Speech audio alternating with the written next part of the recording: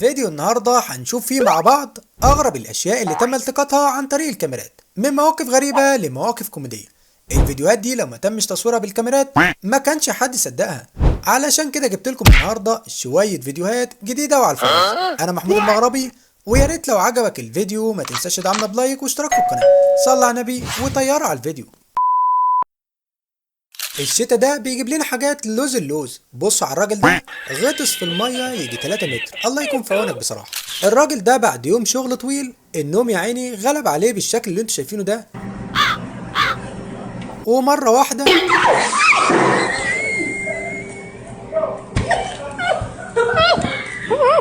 ده احسن متسلق هتشوفوه النهارده. يخرب بيتك، هو احنا حسدناك ولا ايه؟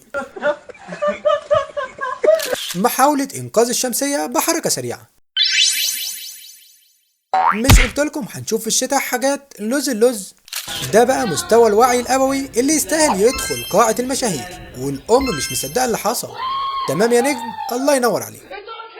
الرجالة دول عملوا أكبر مقلب في صاحبهم ده. والكارثة هنا إن صدقهم وكمان بيضحك معاهم. ده انت يا راجل لو داخل علشان تغير زيت مش هتخش بالسرعه دي كلها، يا رب تطلع سليم بقى. وهنا بقى لما يقول لك الصديق وقت الضيق. الو يا ريتكم يا رجاله ما ساعدتوا ولا حاجه. ولك الو. الراجل ده مدي ثقه مش طبيعيه للحبل اللي ماسكه في ايده. يخرب بيتك، ده انت حظك نحس قوي، اتخبطت في حته ما يعلم بقى الا ربنا. ربنا يكون في عونك بصراحه. اثبت بس وشوف الحركه دي. الراجل ده هيوريكوا دلوقتي افضل طريقه تخفي شفتها في حياتكم. الو الله ينور عليك يا حاج، كرشك كله باين. القرد ده بيمثل حالتي دلوقتي بعد ما خليتكم تضحكوا وانتوا لسه ما عملتوش اشتراك وعملتوا لايك للفيديو. صلوا على النبي كده واعملوا لايك واشتراك في القناه. الو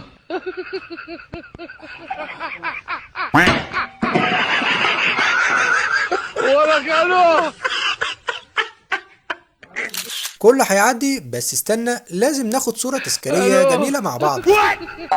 يا نهار ابيض، دي تذكاريه بجد. انا مش مستوعب اللي بيحصل بصراحه. ولك الو.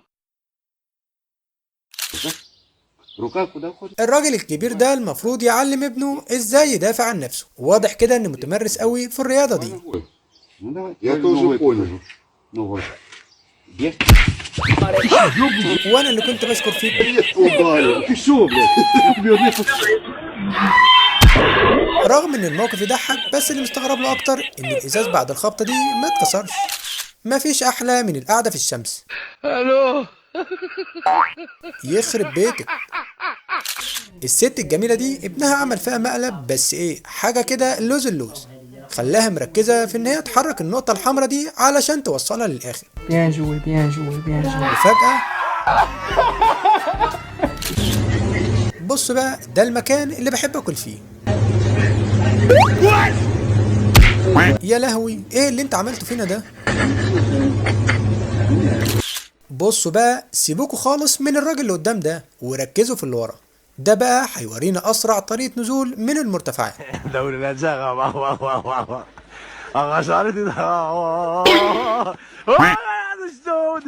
الله ينور عليك، تسلم والله. مين بجد حصل معاه نفس الموقف ده قبل كده؟ الو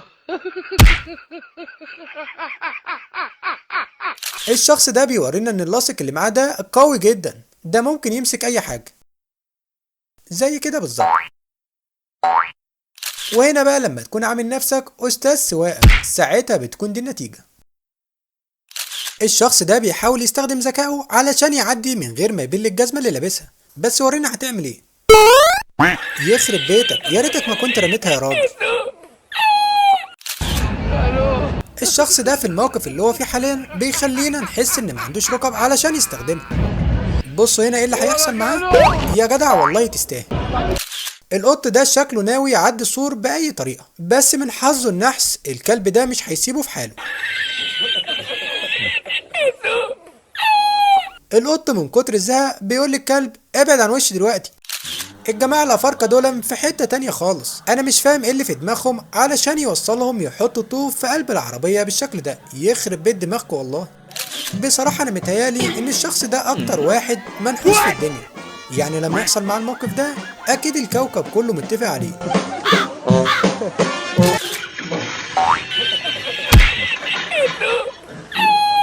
لعبة البولينج دي من أفضل الرياضات بالنسبة للشخص ده. يا دي النيلة، ده فكرني بكرتون توم جيري. الشخص ده بيستعرض الفنون القتالية بتاعته بحماس زيادة عن اللزوم، ودي بقى كانت النتيجة. لما الحماس ياخدك قدام اصحابك زيادة عن اللزوم واخرتها تبقى فضيحة بدل ما تبقى بطل. انا اللي مستغرب له بجد ان الراجل ده ماشي لحد دلوقتي بالموتوسيكل وكأن مفيش حاجة خالص. كلنا عارفين الضفدع بس عمرنا ما سألنا مين المدام بتاعته. اتفضلوا اهي دي المدام. يخرب بيت عقلك، لا بجد اللي عمل الحركة دي دماغه عبقرية قوي. الناس دول عاملين طبخة اللوز حاجة كده تستاهل بقكم. احنا شكلنا حسدناهم ولا ايه؟ ربنا يكون في عونهم بصراحة. القطة دي اذكى قطة هتشوفها في حياتك، مش بس بتسرق السمك، ده جابت صاحبتها علشان تراقب لها الطريق.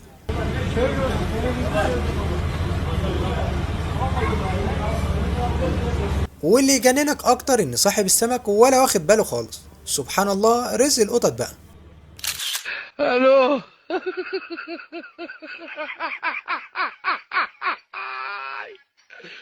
ولك الو.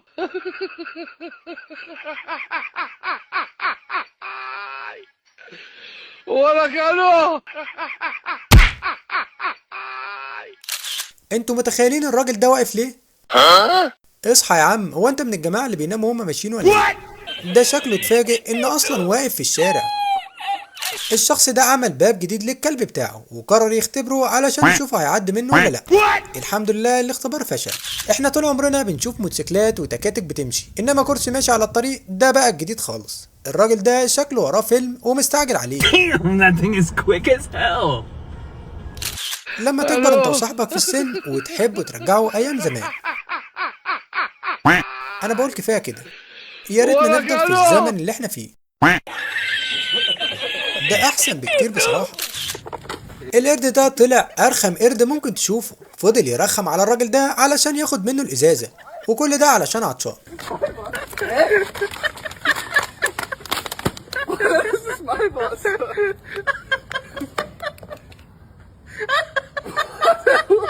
ده كويس ان ما عملش معاه الغلط كمان.